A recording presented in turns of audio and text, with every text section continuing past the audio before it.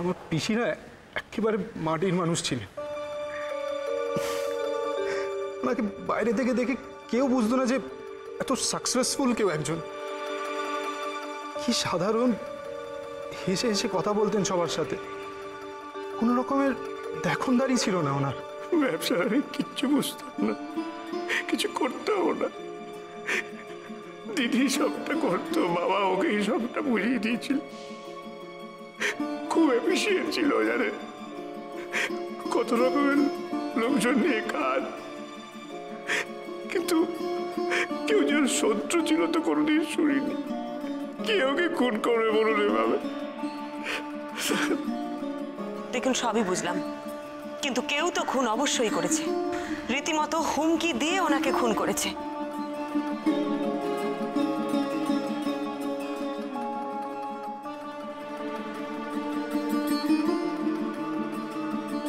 এবার কিন্তু আমাদেরকে বডিটাকে পোস্টমর্টমের জন্য নিয়ে যেতে হবে।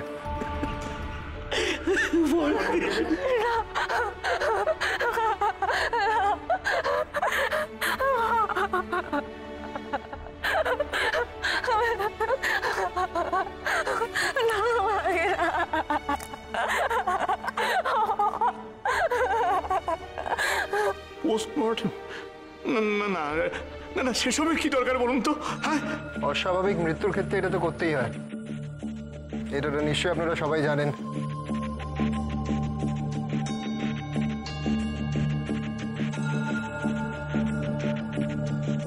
না না না না না, এসব করে কি হবে বলুন দেখি? যে গেছে তাকে কি ফিরিয়ে আনতে পারবো? আই এম সরি, এটা নিয়ম, করতেই হবে। অফিসার, বাবা যেটা বলতে চাইছেন, পিসি তো অলরেডি অনেকটা কষ্ট পেয়ে গেছে, তারপর আবার এত কাটা ছেঁড়া, এগুলো কি এড়ানো যায় না? একটা শিক্ষিত লোক হয়ে অদ্ভুত কথা বলছেন আপনি। প্রয়োজন হলে আপনি আপনার বাবাকে বোঝান, পোস্টমর্টম ইজ মাস্ট।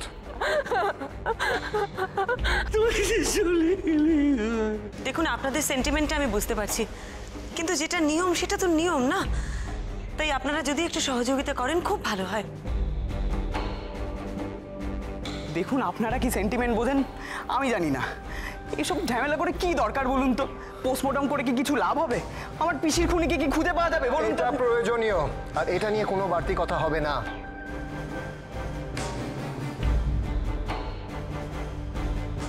আশা করি আমাদের ডিউটিটা আপনারা আমাদেরকে করতে দেবেন, আর আপনারা সহযোগিতাও করবেন। সো প্লিজ ভাস্কর, বডি নিয়ে যাওয়ার ব্যবস্থা করো। Okay sir. শিলনোড়ার রহস্য আমি ভেদ করবই মিসেস চেন, করবই।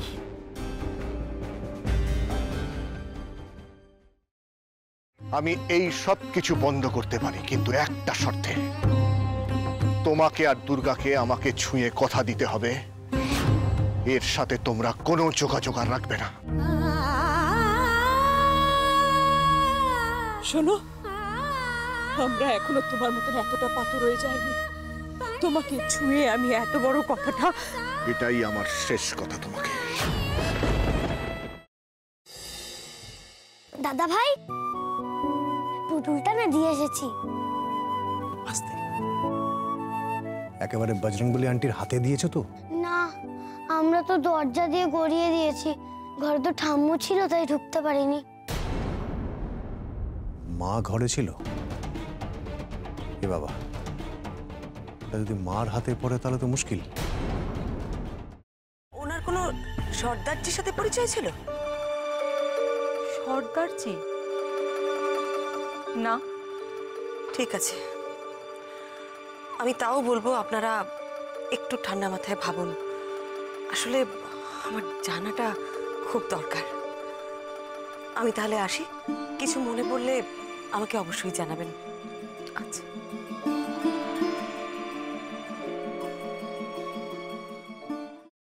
ফ্রাইং প্যানে Emami healthy and tasty refined rice bran oil গরম করে তাতে গোটা কালো সর্ষে আর কারি পাতা ফোড়ন দিয়ে ওর মধ্যে একে একে টমেটো কুচি, বাঁধাকপি বাটা, নুন, হলুদ গুঁড়ো, শুকনো লঙ্কা গুঁড়ো আর সামান্য চিনি দিয়ে ভালো করে কষিয়ে নিয়ে ওই মিশ্রণে কুড়িয়ে বেটে রাখা নারকেল, পাকা লঙ্কা কুচি আর কারি পাতা দিয়ে ভালো করে নাড়াচাড়া করে নামিয়ে নিয়ে নারকেলের স্লাইস, পাকা লঙ্কা স্লাইস আর কারি পাতা দিয়ে সাজিয়ে সার্ভ করুন বাঁধাকপির ঝাল।